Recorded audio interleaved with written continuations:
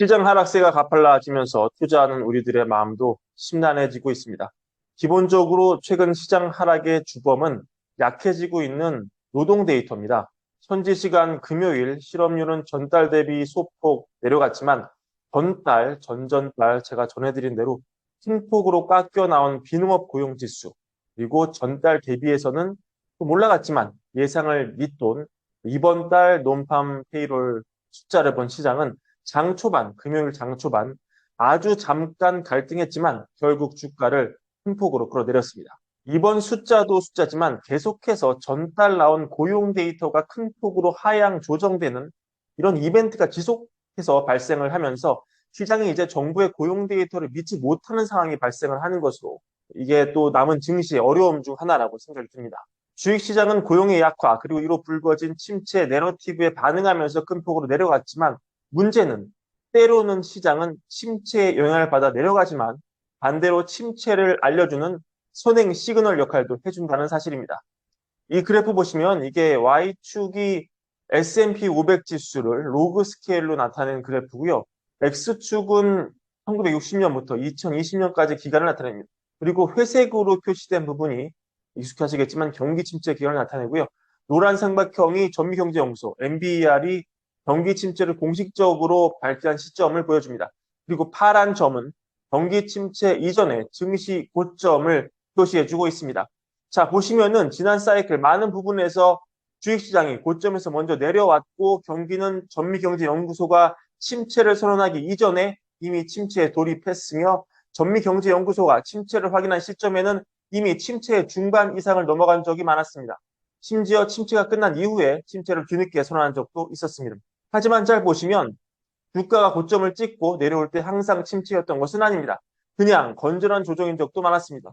하지만 경기가 침체일 때는 어김없이 주가가 고점을 찍고 먼저 내려오는 모습이 반복적으로 관측이 됐다. 이런 거 확인하실 수 있겠습니다. 일단 9월의 연준 금리 인하는 우리가 100%라고 봐도 무방할 정도가 됐습니다. 남은 과제는 그게 25bp냐, 50bp냐의 차이지 금리 인하는 확실합니다. 그런데 지금까지의 증시는 금리가 인하된다는 소식에 이걸 축제로 받아들이고 또 증시를 가파르게 올리는 그런 재료로 활용한다는 것을 우리가 지켜본 바 있었는데요. 특히 지난 잭슨 홀 때도 파월 의장이 피봇을 선언하자 그때 증시가 가파르게 오른 바 있었습니다. 그럼 이번에도 9월에 실제로 연준이 금리를 내리면 그걸 재료 삼아서 증시가 또 한 번 축포를 발사할 수 있을까요? 물론 그럴 가능성이 충분히 있습니다. 지난 4번의 금리나 사이클을 보겠습니다.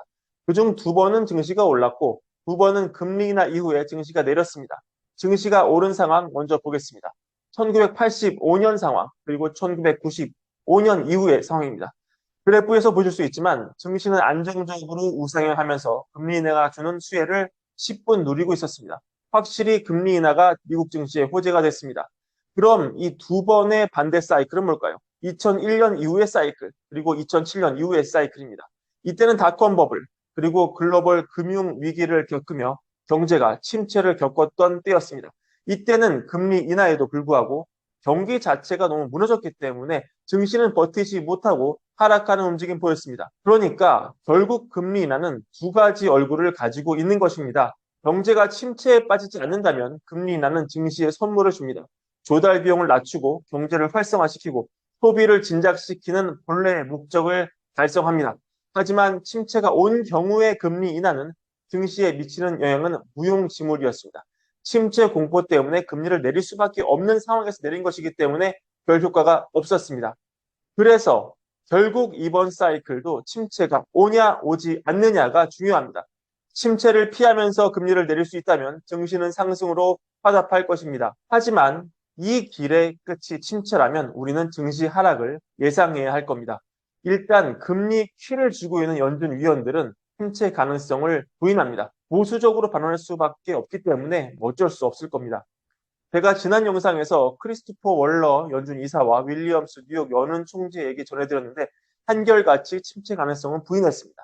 연준 가장 비둘기파인 굴스비 시카고 총재도 여러 차례 금리 인하의 필요성을 매우 강조했지만 다만 그렇다고 해서 경기 침체가 반드시 발생한다는 의미는 아니다 라고 못을 박았습니다. 침체가 온다면 증시 하락은 피할 수 없는 상황이고요. 만약에 침체가 안 온다면 어떻게 될까요?